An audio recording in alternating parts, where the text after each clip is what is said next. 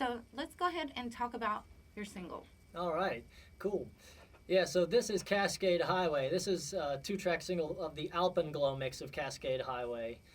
Back in 2012, me and a buddy from Finland wrote a big, heavy, epic trance tune about the North Cascades Highway, Highway 20, for those of you that are looking at Google Maps right now, which is none of you.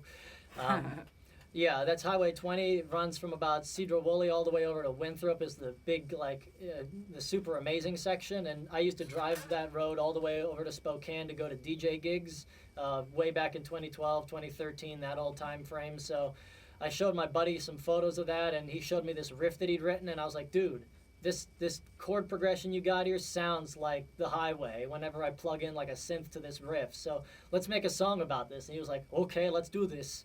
And so we sat down and started working on a couple versions of a tune, and it actually became our first major label release, the original version that's out on Axwax and Drizzly Records right now.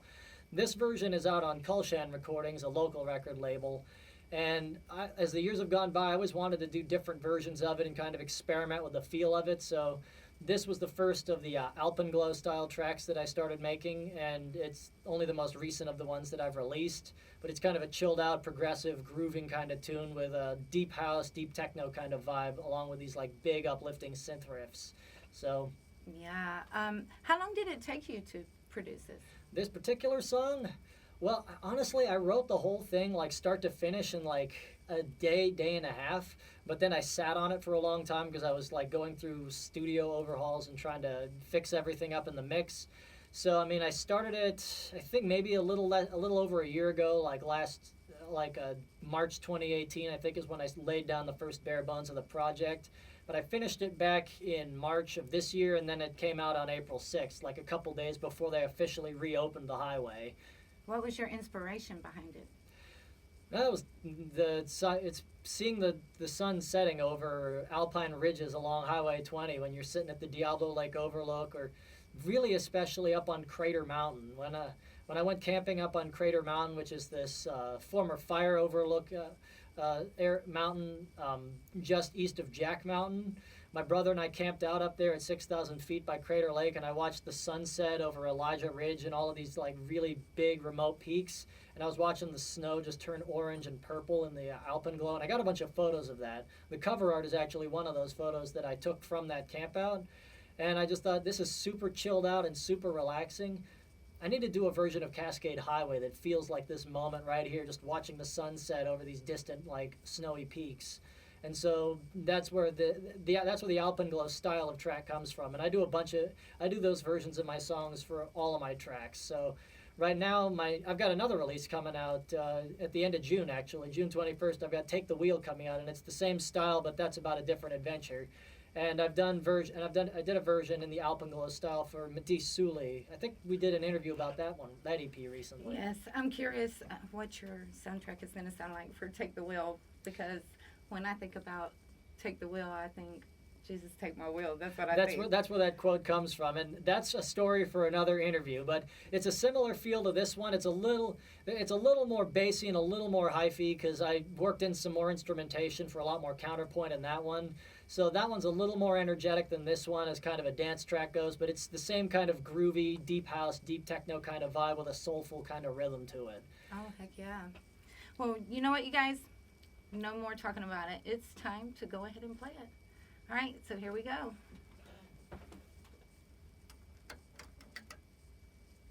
Which one is it? You know what you should do with your music? What's that? Submit it to bicycling classes. I've been looking at Peloton, the online streaming bike thing and workout thing. I've been looking at them.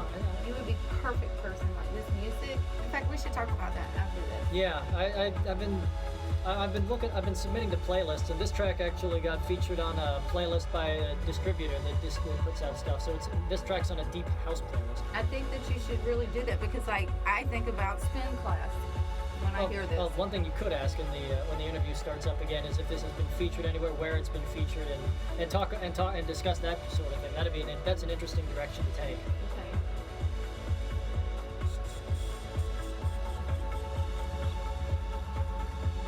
Get ready to pull down the audio here in a sec.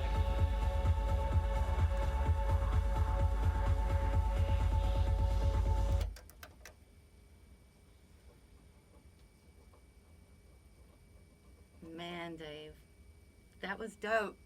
You know what? Thanks. Your music, first of all, I love rave music, right? Yeah. And it makes me want to get out my glow sticks. Not like if it was cranked up a little bit harder, but this right here would be perfect for spin class. Yeah. The beat, I was thinking, when I was hearing it, right as it lowers, and then it goes right back up, Yeah. like in between your cycles of spinning, I thought, man, that would be perfect for spin class. Yeah, and I used to bike Highway 20 a couple of times. Several times. I used to bike from Cedar Woolley to Winthrop and to other places along there.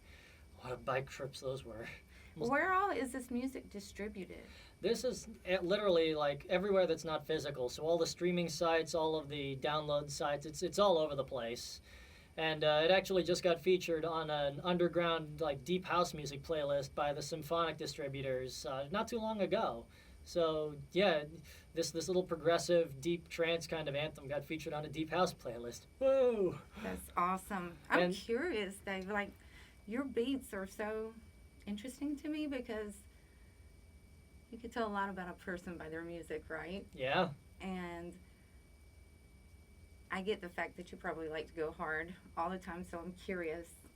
What is your, like, does this just come to you naturally like this, or was there something that made you get into this? Like, I've always been like this. As the years have gone by, my mom's like talked to me about how she like raised me and my brother, and looking at how some of her coworkers have raised their kids, and she's like, we didn't have money when you were little kids for video games and lots of expensive electronics and stuff, so we just with what little gas money we had, we would drive to Sauk Mountain and do a lot of the trails around the North Cascades and Mount Baker and just take you guys hiking.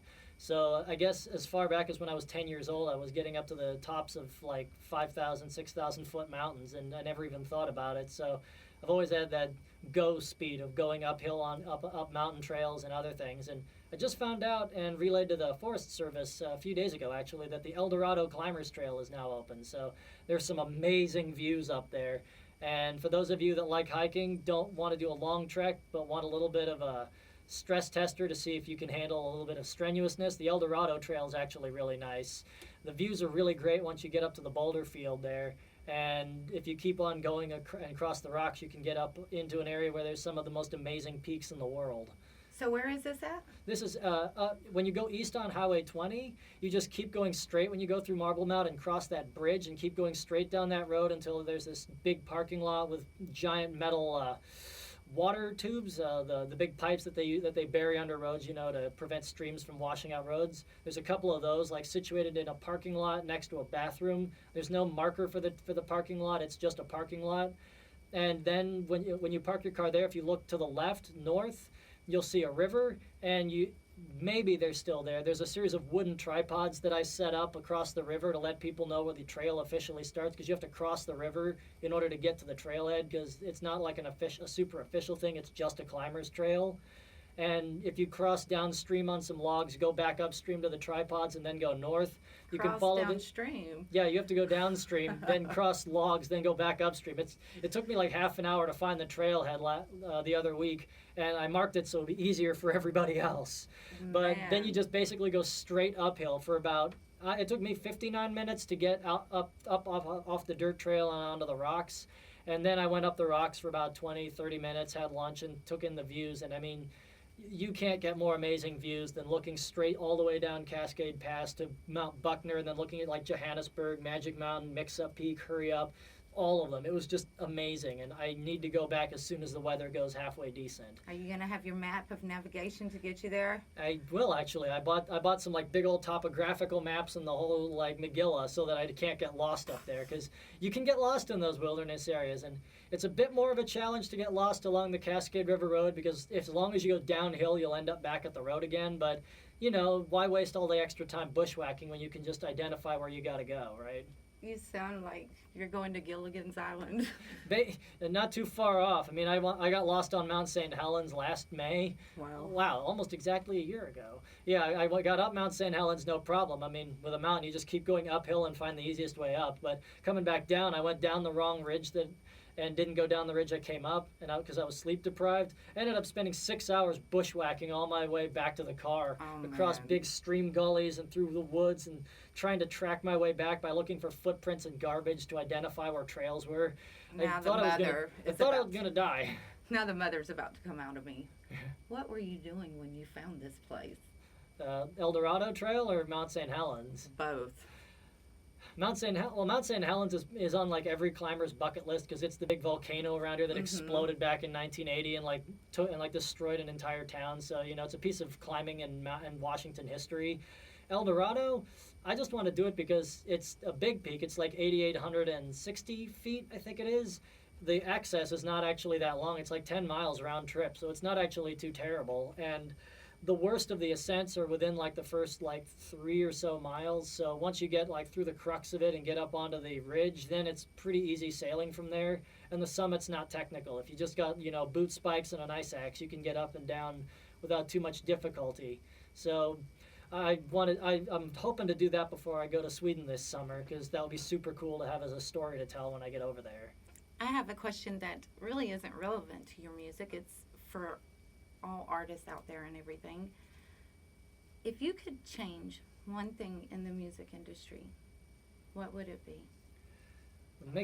I would make the distributor platforms, like streaming platforms, actually pay out a fair share to artists. Right now they're hoarding an awful lot of money, and it keeps a lot of us from actually being able to make a living off just our music. You have to do like 6 different things. You have to make merch, you have to do tours, you have to sell master classes, you have to do a gazillion things, and it takes time away from really focusing on the music. And I mean, it was never easy to be a musician in the past. You still had to grind and busk and network and everything, but now you have to do the work of about 8 different people, and it's a real challenge. I see guys complaining that they're not getting anywhere, and then they just quit. And I've seen a zillion guys in the genres that I make like rise up, like plateau for maybe a year after a year of grinding up, and then they taper off, so their careers are about 2 to 3 years long now. And I feel like a Highlander because I'm still the last one around. Right, because you don't give up, and that is a very great quality. Your opinion on record labels. Do you need them or no? Technically, you don't really need them anymore, but it still adds a bit of street cred to your name if you actually are signed with a label, because then people will be like, oh, cool, he's been signed with a label. That's super cool. He's official now. So you don't need one, but it's a bit more of a challenge to actually get noticed and get people to care about you if you're doing it totally indie, and it requires way more effort promotionally and otherwise. And as far as the record label goes, I'm aware that sometimes labels, they promise the artist or whatever things and sometimes don't hold up on their end of the deal. What would be your best piece of advice on that? Make sure to review all your contracts. If you're going for a bigger label, get your contracts looked at by an entertainment lawyer to make sure that they're not screwing you with any bad clauses, because there's some really weird agreements that labels are trying to get artists to sign with now, so that artists basically never see their royalties.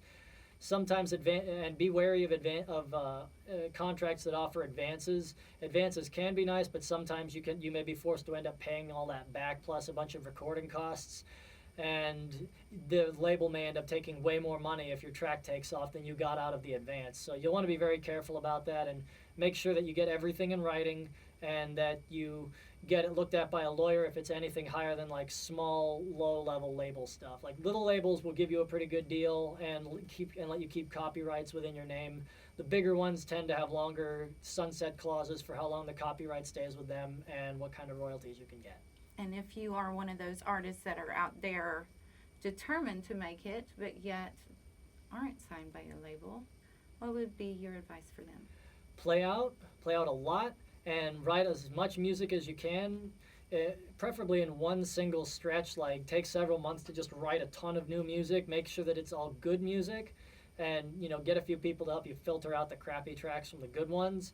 And then after that, start releasing on a consistent schedule, 1 track a month or every couple of months, or a single or an album. Do an album in a year and a bunch of singles surrounding it, so that you keep a steady flow of music coming. And there's been a lot of talk in the industry about how the album format is dead and how nobody listens to or buys albums, but that's not really the case in streaming. Now there's a big push among big labels and big artists to make extra long albums with like 30 songs on them that are all super short, so that it maximizes stream revenues, because then people will stream through all of these like 1.5 to 2 minute songs instead of 5 or 6 like 3 to 8 minute songs. So albums are not dead. You'll have to kind of fine tune what length of album and what lengths of tracks work best for you. I kind of maybe it's just because I'm old school. I like to stick with kind of an older format, so I tend to do albums that have anywhere from like 9 to 14 tracks that are usually about 2 to 4 minutes in length. I do a few interlude tracks that are maybe 30 seconds to a minute long, but so far my best selling like material thus far has been albums. The singles are good for getting the attention that you then focus into the albums later. And the albums are the thing that you can promote when you're doing tours and things and keep attention going, because albums tend to have better replay value than just a single. So, like, as you know, I interview artists and everything, and there's a lot of artists out there, like, sometimes they doubt themselves, like, they don't have the confidence that it takes to submit their music, and they'll be like, I want to, What would be your words of encouragement? Just do it.